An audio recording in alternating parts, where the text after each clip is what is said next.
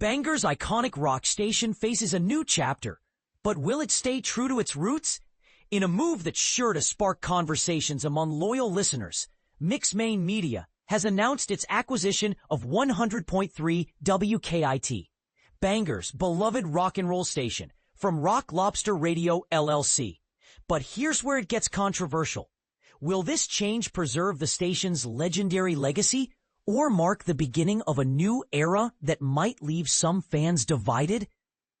The deal and what it means. Maine Media, already a familiar name in Augusta and Bangor's radio scene, will take the reins of WKIT starting November 1st, 2025, under a local marketing agreement.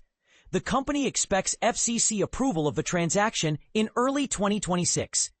This shift comes after a tumultuous period for the station, which was previously owned by none other than horror maestro Stephen King.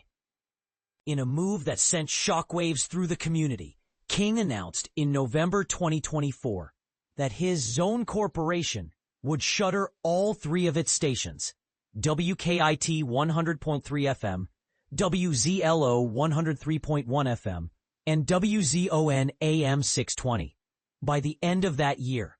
But here's the part most people miss. Local heroes Greg Hawes and Jeff Solari stepped in, forming Rock Lobster Radio to save WKIT from silence. A year of resurrection and transition.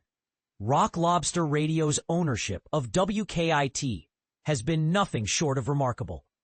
Since purchasing the station from King, they've not only kept it alive, but also elevated it to new heights. From relocating to a state-of-the-art downtown facility, to retaining beloved on-air talent and programming, their efforts have paid off with some of the station's highest ratings ever. Yet, in a surprising twist, Hawes and Solari have decided to pass the torch to Maine Media, citing a desire to ensure the station's long-term success under an experienced local broadcaster. The voices behind the change. Jay Hansen, owner and president of Maine Media, expressed his enthusiasm for the acquisition, stating, "When an opportunity arises to enhance your position in a market you love, you move quickly. WKIT's heritage, legendary talent, and emotionally invested owners made this a no-brainer. Our shared passion for live and local radio will continue to win for listeners and advertisers." But is this passion enough to maintain the station's unique identity? That's the question on everyone's mind. On the other side, Jeff Solari of Rock Lobster Radio reflected on their journey. "When Greg and I heard WKIT was going off the air, we knew we had to act. This past year has been incredible, and we're proud to have saved the station and set it up for future success." Greg Hawes added, "The community's support has been humbling. While we're honored to be part of WKIT's history, we believe stepping aside for Maine Media is the best way to ensure its legacy endures." The bigger picture isn't just about one station. It's about the evolving landscape of local radio. Maine Media already owns WZLO and WZON, the other two former Zone Corp stations, further solidifying its presence in the market.